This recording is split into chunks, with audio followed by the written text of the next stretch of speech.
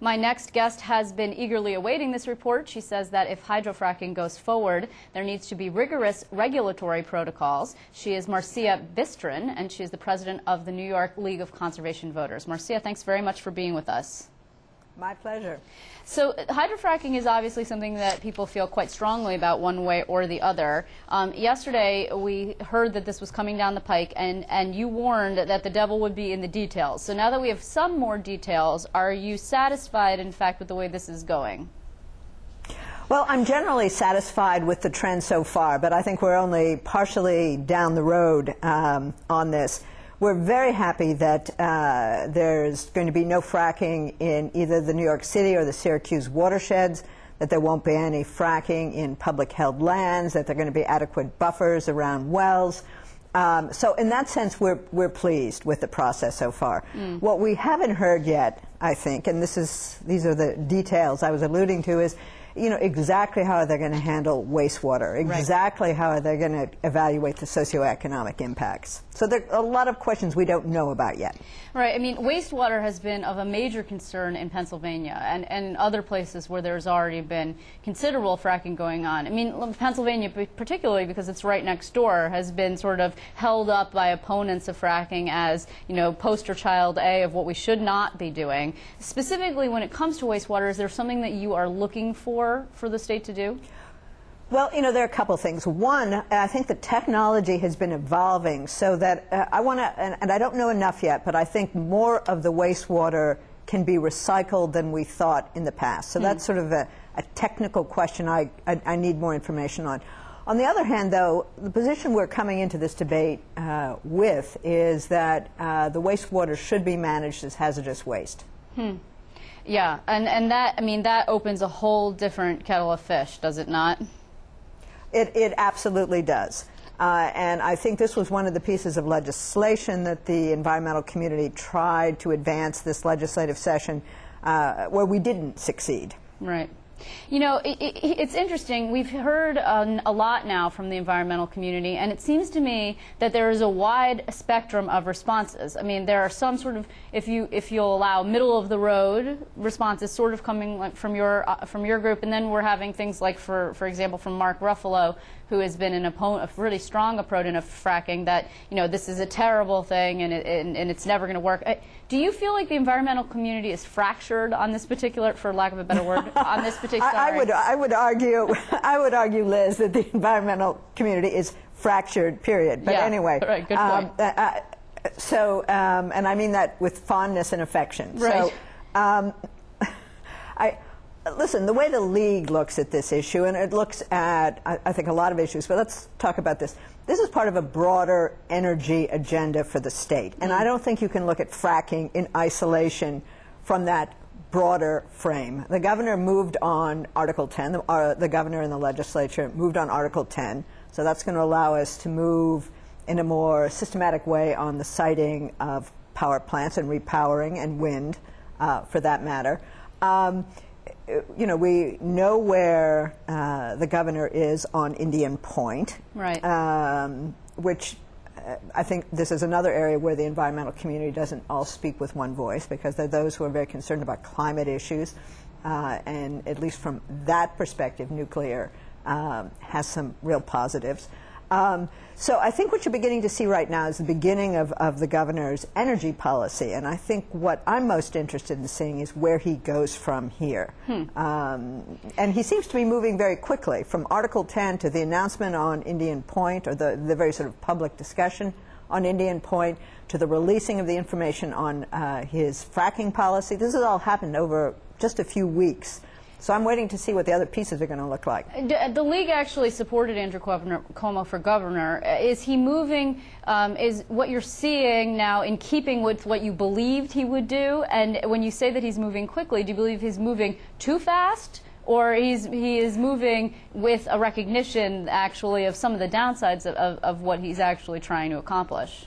Well, let me say, I mean, I don't think he's moving too fast. I mean, if the one thing that I think everyone can agree is our governor moves in a very systematic and disciplined fashion.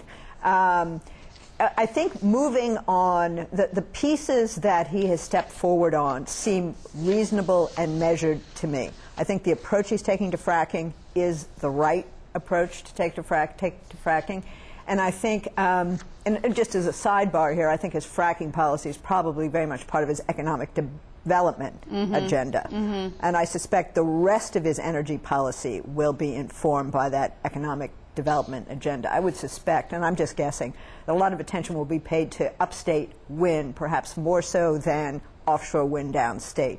So this is all part of sort of an economic development agenda that he has. But back to the environmental. I mean, what he has done on environmental issues from the perspective of the League has been measured and definitely on point. You know, we're getting also responses now from members of the Assembly. Yesterday we had 2 responses from Speaker Silver, one of them very critical and then the other one subsequently slightly less critical, which was curious. But now we have responses from, for example, the Energy Committee Chairman Kevin Cahill and then also the Health Committee Chairman Dick Gottfried. Both of them are quite critical in nature. I mean, again, it seems like the legislature isn't also speaking with one voice. And also interesting is that we're moving forward while New Jersey is considering an all-out hydrofracking ban. I mean, is there a concern that New York will become like fracking central, for example, and what does that mean? I mean, I think it's interesting with what's happening in New Jersey because really, there's very little shale in New Jersey. So it's one of those things where it's more from my perspective, it's more a gesture than anything else in New Jersey. So as for the legislature being fragmented, well, right. That's not surprising. Enough said. However, though, let's turn to the legislature for a minute because you have actually graded the legislature and given their performance from a green perspective a B, which is better than they performed last year, which was a C. So they're moving up in the world, in the League's eyes at any rate. Why is it that they actually managed to pull off that fairly decent grade?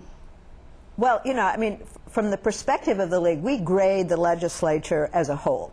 Both the Assembly and the Senate, our assumption is, they're performing well if they're performing well together. And at the end of the legislative session, they moved on a number of critical pieces of environmental legislation. Sticking with things peripheral to fracking, they approved a water withdrawal bill that we had all been very supportive of, which would give DEC the ability to regulate withdrawals of water over a certain amount, which is an excellent thing to do.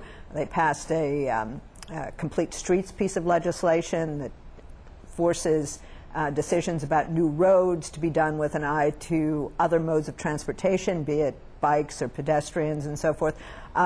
As part of Article 10, which we were very happy about, they also moved on the on-bill financing, which is going to encourage energy efficiency. Right. On the budget front, what was very important for us is that the Environmental Protection Fund wasn't hit this year. And now, admittedly, we were decimated last year, but given what happened to a lot of program areas, the fact that we weren't touched was important.